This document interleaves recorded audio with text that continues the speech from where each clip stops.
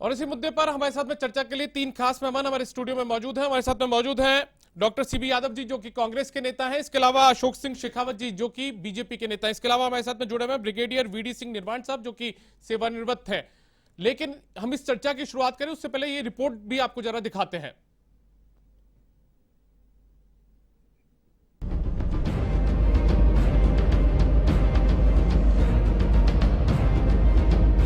शहीदों की वीरांगनाओं का जयपुर में बीते कई दिनों से धरना चल रहा था, जिसे आज पूर्व उप मुख्यमंत्री सचिन पायलट के बाहर से हटा दिया गया और वीरांगनाओं को उनके घर भेज दिया गया। इन वीरांगनाओं का कहना है कि उनके देवर को नौकरी चौराहे पर शहीद की मूर्ति लगाने जैसी मांग पूरी की जाए। हमारी 3 मांगे पूरी कर दो। एक, मेरे अदालत चौराहे मूर्ति लगा दो, उसको देख के जी लेंगे बच्चे। बच्चे बोलते मम्मी पापा कहाँ, उसको बता के जी लेंगे भाई ये पापा है बेटा तुम्हारा, और हम भी उनके देख के जी लेंगे। और एक उनके नाम से रोड, थोड़ा सा हमारे सासू ससुरा बूढ़ा छे तो बहुत कीचड़ हो रहे है, हर बीमारी जो तो कसन ले रहा हूँ अम्मा, तो वहाँ थोड़ा सा रोड बना दो, 2 किलोमीटर का रोड है, और एक स्कूल नाम कर दो। मुख्यमंत्री जी से फिर से नहीं मांग रहे, हम एक नौकरी मांग रहे हैं, उनको नौकरी देनी है।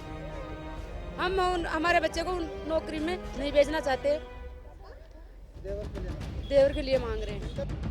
उधर इन मांगों को लेकर मुख्यमंत्री अशोक गहलोत ट्वीट कर चुके हैं, जिसमें कहा गया है कि शहीदों के बच्चों का हक मारकर किसी अन्य रिश्तेदार को नौकरी देना कैसे उचित ठहराया जा सकता है। जब शहीद के बच्चे बालिग होंगे तो उन बच्चों का क्या होगा? उनका हक मारना उचित है क्या? भाजपा के कुछ नेता अपनी राजनीतिक रोटियां सेकने के लिए शहीदों की वीरांगनाओं का इस्तेमाल कर उनका अनादर कर रहे हैं। यह कभी भी राजस्थान की परंपरा नहीं रही, मैं इसकी निंदा करता हूँ। वीरांगनाओं को इस मामले में भाजपा के राज्यसभा सांसद डॉक्टर किरोड़ीलाल मीणा का साथ मिला है। गुर्जर आंदोलन में 72 लोग मारे गए थे, उनके 13 परिवारों को नौकरी दी है, देवर को भी दिए, भतीजे को भी दिए, मामी के बेटे को भी दिए, जिस परिवार में 4-4 नौकरी हो उसको भी दिए। जब वहाँ आपने दे दी, वहाँ भी तो सरकार थी, तो यहाँ देने में क्या दिक्कत है? अब सवाल यही है कि क्या इन वीरांगनाओं की मांगे जायज है या फिर सरकार के तर्क?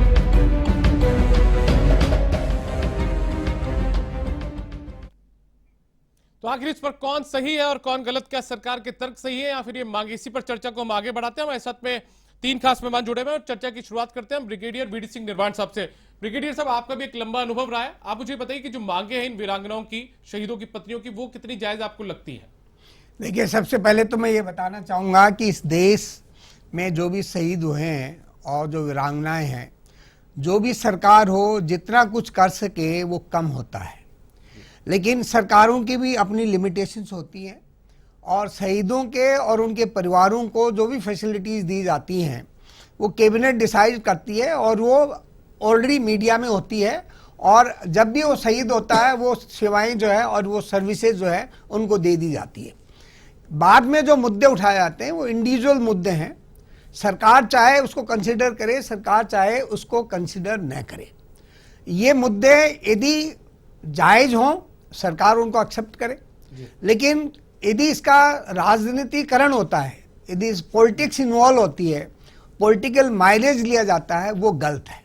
मैं हमेशा ये मेरी विनती है कि शहीदों को परिवार को लेते हुए उनके साथ में कोई राजनीतिकरण नहीं होना चाहिए, बल्कि उनकी जेन्युइन डिमांड है उनको जरूर पूरी करनी चाहिए। और सब डिमांडें जो हैं वो पूरी होती नहीं है, सभी के लिए एक ही प्लेटफॉर्म पर सब होते नहीं है। सरकार चाहे उसको अच्छा लगे करे, नहीं अच्छा लगे नहीं करे, लेकिन जो ऑलरेडी डिसाइडेड है कैबिनेट में वो सरकार को जरूर मान्य होनी चाहिए, जो कि सरकार शायद कर रही है। वीडी सिंह निर्वाण जी, आपने देखा होगा कि जिस तरीके से हेमराज मीणा जो है, उनकी पत्नी की मांग ये है कि उनकी जो मूर्ति है वो लगा दी जाए, तीसरी मूर्ति लगा दी जाए चौराहे पर।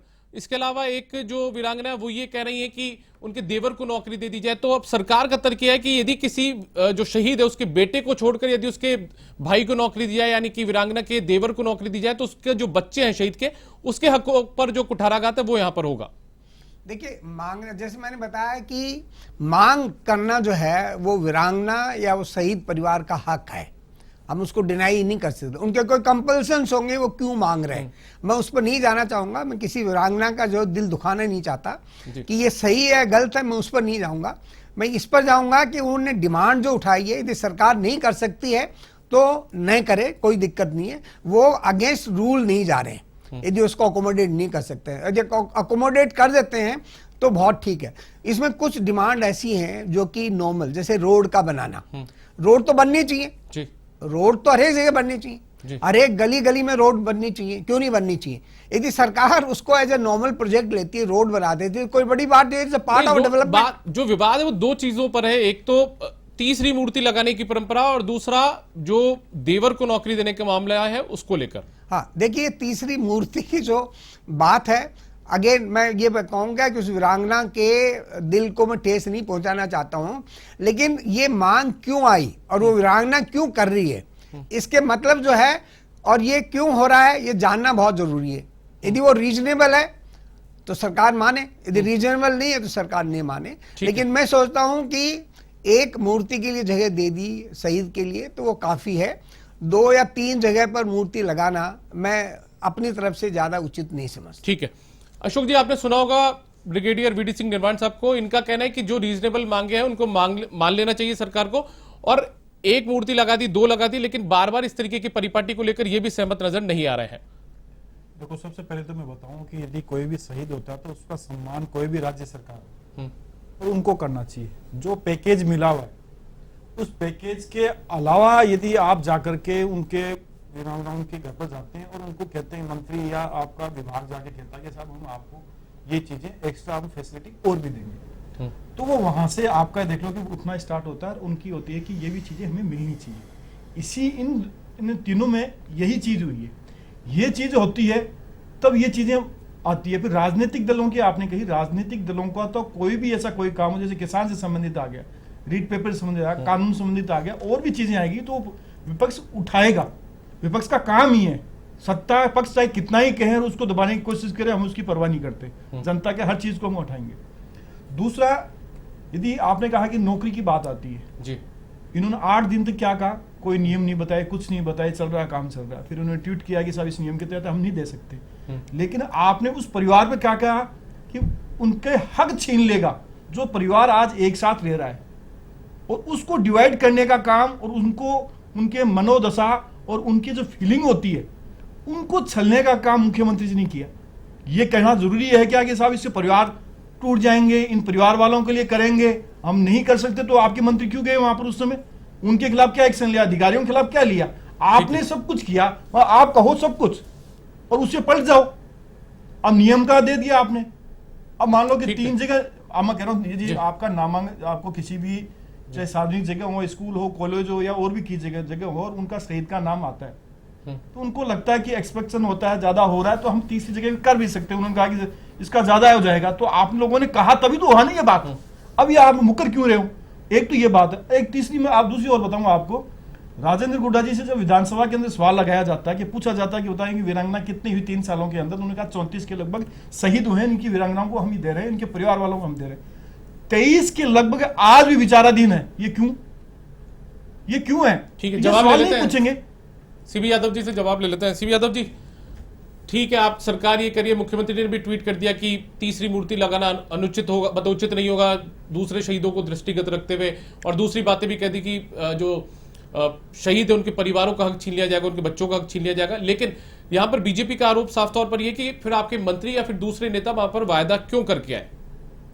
जी, पहले तो ये वायदा किसने किया, कोई प्लेटफॉर्म पे ये इसका कोई आधिकारिक बात नहीं है। ये तो ये क्या होता है ना कि एक मनगढ़ंत बात हो गई थी। यदि वीरांगनाएं थी, उन्होंने खुद ने कहा है मीडिया के सामने, मैं मेरी बात कर, और ये लोग आए इनका कहा, हम नहीं कह रहे, बीजेपी भी नहीं कह रही है, वो खुद कह रहे हैं। अब आप बोल।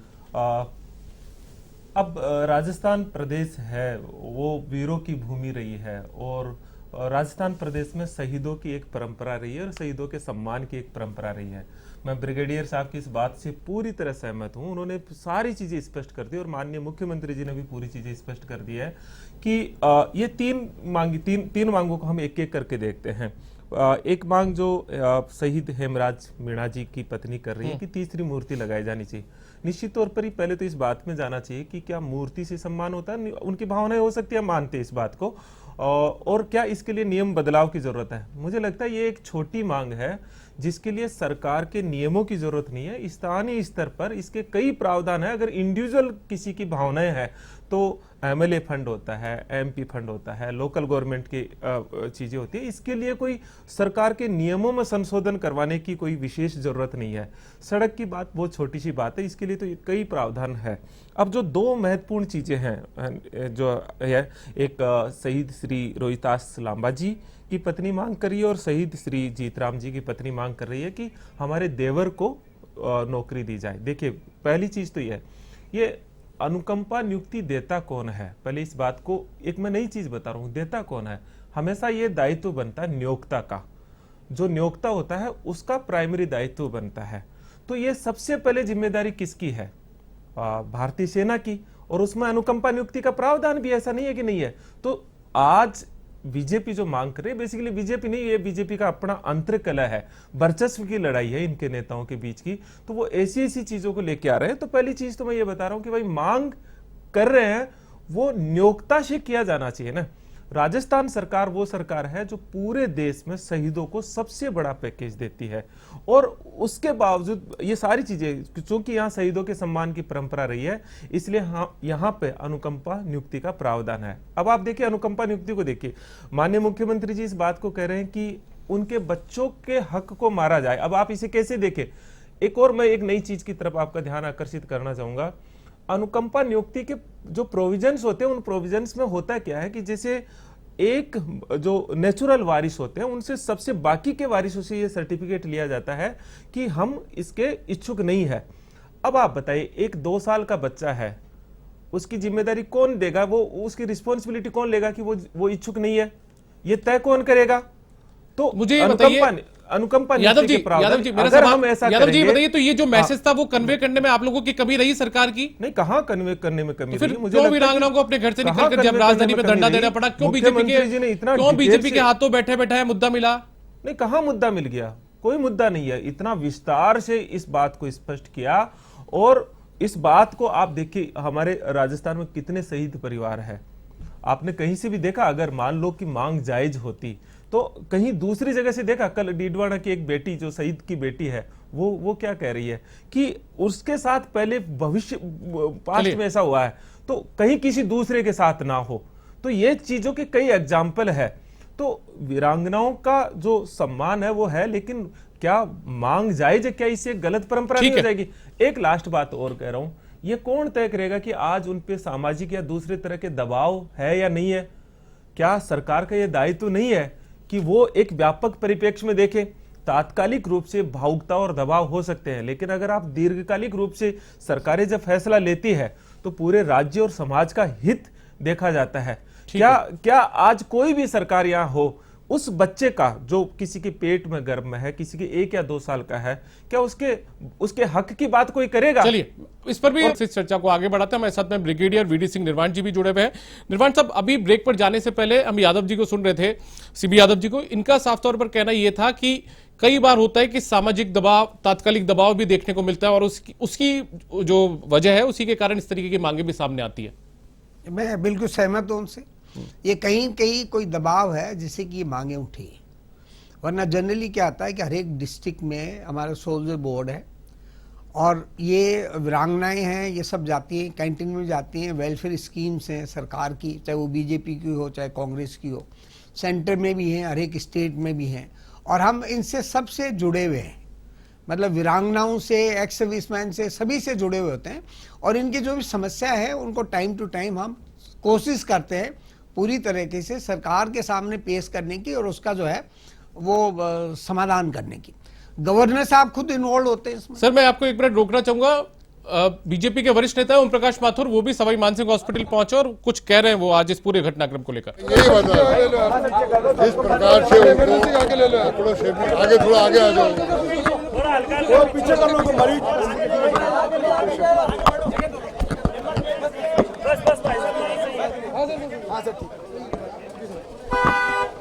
पार्टी ने पूरी गंभीरता से लिया है विषय को।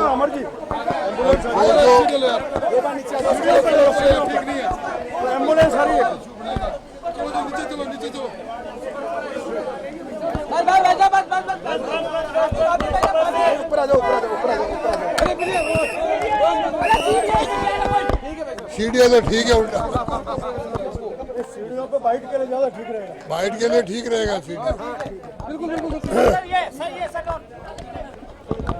भाई छत को नीचे कर लो यार, नीचे कर लो। इससे बड़ी कोई दुर्घटना नहीं हो सकती।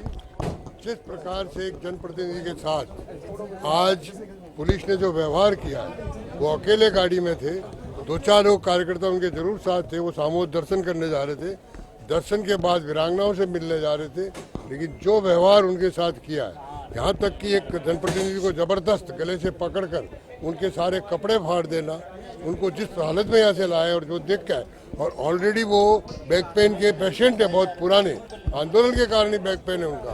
अभी मैंने डॉक्टर से भी बात की है, उसमें अभी पूरी जांच MRI की आनी है, और भारतीय जनता पार्टी इस घटना को गंभीरता से लेगी। हम किस स्तर पर जाना होगा जाएंगे।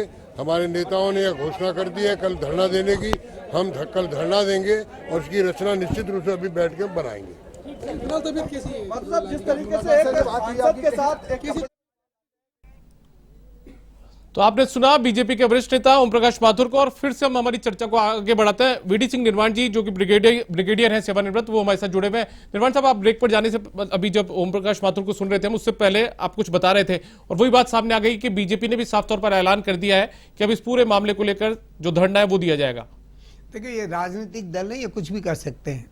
मैं इनका कोई वो क्रिटिसिज्म या कोई अप्रिशिएशन की बात नहीं है, लेकिन इनको यदि वो फील करते हैं कि बहुत बड़ा मुद्दा है, वो कर रहे हैं, तो मेरा कोई इसके अंदर जो है वो नहीं है, कोई टिप्पणी नहीं है इसके अंदर। एक सामाजिक दबाव वाली बात जो हम कर रहे थे पहले, अभी और भी बात कर, हाँ जी नहीं, ये कोई भी जैसे सामाजिक दबाव जो है, यो प्रॉब्ली इनने एक मुद्दा ले लिया है और मुद्दे को चलाते रहेंगे जो भी पॉलिटिकल है, लेकिन वो वीरांगनाओं की जो डिमांड है, वो डिमांड कोई विशेष, कोई इतनी ठोस नहीं है जिससे कि पूरा उथल पुथल हो जाए। सब मतलब सरकार के लिए आसान है, सरकार पूरी कर सकती है इन मांगों को। मतलब ये जो रीजनेबल डिमांड है, जैसे मैंने बताया ना, सड़क इज नॉर्मल डेवलपमेंट। ठीक है, मूर्ति वाली सड़क बनाइए, जैसे मूर्ति वाली बात, मूर्ति वाली है, जैसे अभी इनने बताया डॉक्टर साहब ने कि ये लोकल इश्यू है, यदि वो चाहे 10 बनाए, बनाओ ना। सरकार इसको चाहती है कि एक बार सबसे बड़ी डिमांड जो देवर को नौकरी देने का मामला, उसको आप किस तरीके से देखते हैं? अभी नौकरी का ऐसा है, ये पर्टिकुलर बेसिकली रूल पोजीशन ये है कि जो डिपेंडेंट है, खुद के हैं, उनको नौकरी देना जो है जरूरी है। अभी देवर जो है वो डिपेंडेंट नहीं है। अब वो डिपेंडेंट कैटेगरी में है तो उसको प्रूव करो कि वो कैसे डिपेंडेंट है।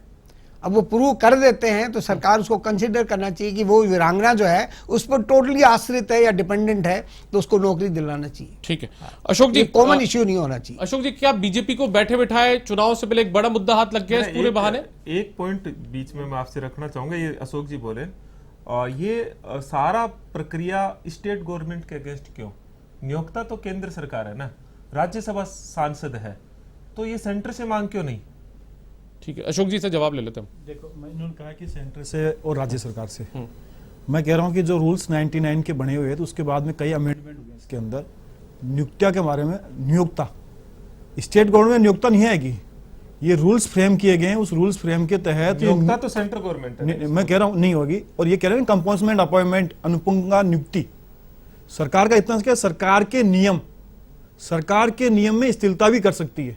जैसे गुजरात आंदोलन के अंदर हुआ, स्थिरता दी ना आपने, बिना उसमें कोई रूल्स नहीं था, फिर भी आपने स्थिरता दी है, तो सरकार चाहे तो स्थिरता दे सकती है। ये अड़ी नहीं कर सकती कि साहब हमारे पास तो ये पैकेज, इस पैकेज के लिए नहीं दे सकते।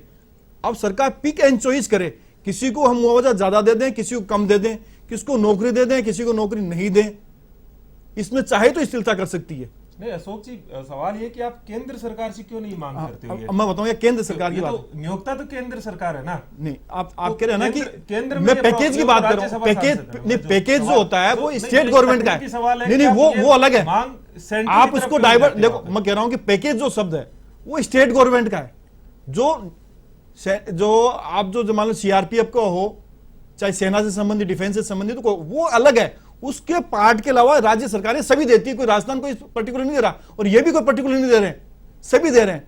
और जहां तक मैं कह रहा हूं कि यदि सपोज करो आपने रात को उनको उठा लिया और हॉस्पिटल में भर्ती कर दिया, बिना कोई ऐसा नहीं लगता कि उनकी कोई स्वास्थ्य खराब है कुछ भी है, यदि कोई जनप्रतिनिधि उनसे मिलने के लिए जाए और जनप्रतिनिधि को आप इस प्रकार से उनको उठा लो, गुरबान पकड़ लो, कपड़े फाड़ दो, और उसको ला करके आप हॉस्पिटल में भर्ती करा दो। अब जैसे बताया माथुर जी ने बताया कि उनके बैक पेन चल रही है कई सालों से।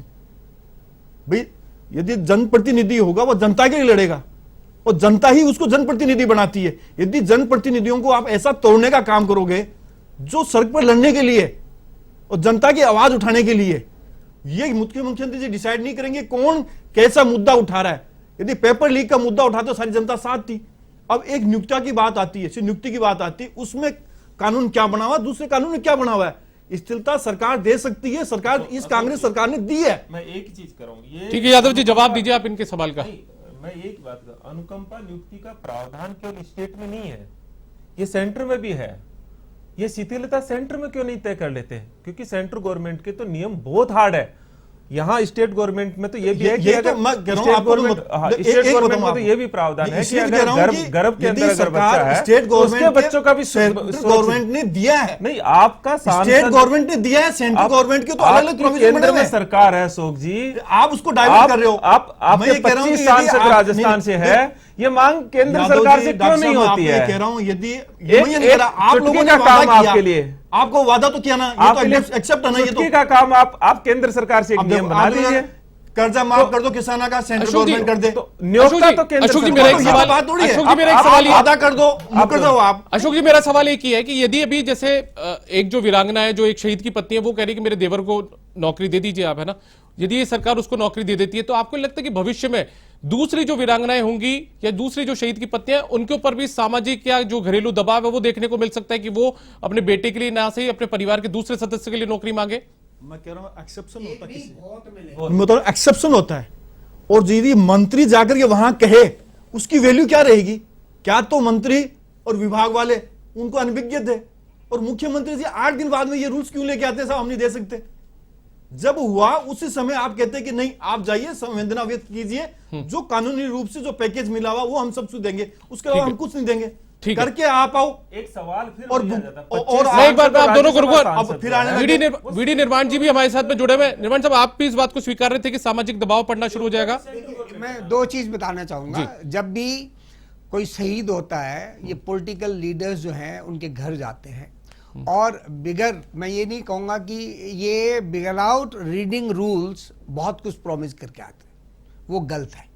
इनको जो भी पॉलिटिकल लीडर जाते हैं संतावना देने के लिए, उस टाइम पर वो जो है अननेसेसरी प्रोमिसेस जो है वो न करें, जो विद इन रूल्स हैं वो प्रोमिस करें और उनका पालन करें।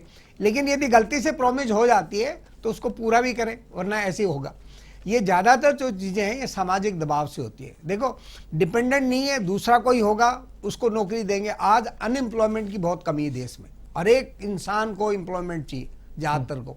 कौन नहीं चाहेगा? आप एक को दे दोगे, दुनिया भर की आपके पास में एप्लीकेशन आ जाएंगे, एक नहीं 50 आंदोलन हो जाएंगे। ठीक है सर, तो आप उन आंदोलन के लिए तैयार हैं कि या इसको इसी में यहाँ समेटने के लिए तैयार हैं? ठीक है, मैं आखिरी कमेंट अशोक जी आपका चाहूंगा, क्योंकि हम हमारे प्रोग्राम के आखिरी दौर में, उसके बाद में हम यादव जी से भी संक्षिप्त टिप्पणी लेंगे।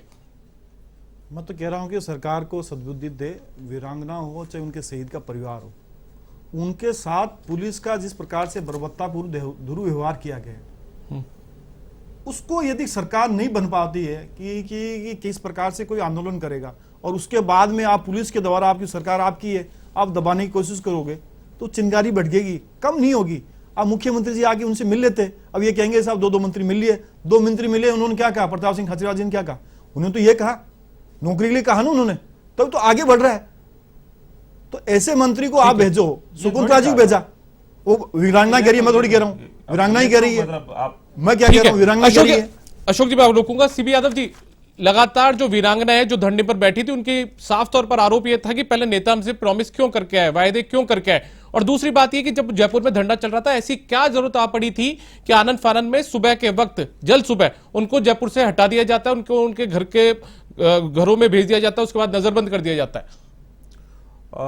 ये जो वादे वाली बात है, कौन से नेता ने वादा किया, मतलब उसमें कभी भी आपने देखा नहीं होगा, मैंने तो कभी ये आपकी रिपोर्टिंग में कहीं हो तो जरूर बताना कि किस नेता ने वादा किया, कैसे किया। हाँ, अगर ऐसी राजनीति में अगर परंपराएं गलत है तो मुझे लगता है कि वो गलत ही है, जो नहीं करना चाहिए।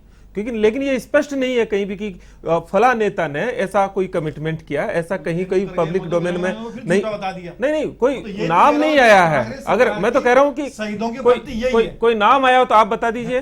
वो वीरांगना से पूछिए, वो कह रहे हैं अभी तक तो कोई नाम वादा किया, यहाँ आए, अब दूसरी चीज दीपक जी जो मैं आपको बात बता रहा हूं कि ये जो राजनीति करनी चाहिए, विपक्ष को भी अपनी राजनीतिक धर्म निभाना चाहिए, लेकिन राजनीति में एक सुचिता होती है, उसमें किस मुद्दे को लिया जाए, किस मुद्दे को नहीं लिया जाए। आप देखिए कि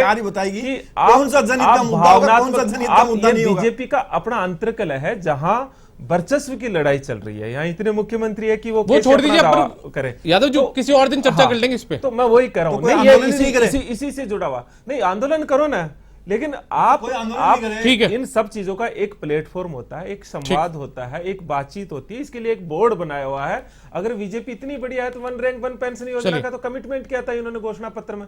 चलिए यादव जी बहुत बहुत शुक्रिया। डॉक्टर सीबी यादव जो कि कांग्रेस के नेता हैं, आपका बहुत बहुत शुक्रिया। ब्रिगेडियर वीडी सिंह निर्वाण साहब आप भी हमारे साथ जुड़े, आपका भी बहुत बहुत शुक्रिया। इसके अलावा अशोक सिंह शेखावत जी जो कि बीजेपी के नेता है, आपका भी बहुत बहुत शुक्रिया। तो कुल मिलाकर बातें यहां पर यही सामने आ रही कि नेताओं को भी जो वायदे हैं सांत्वना के दौरान वो नहीं करने चाहिए, जिससे बाद में पूरा नहीं किया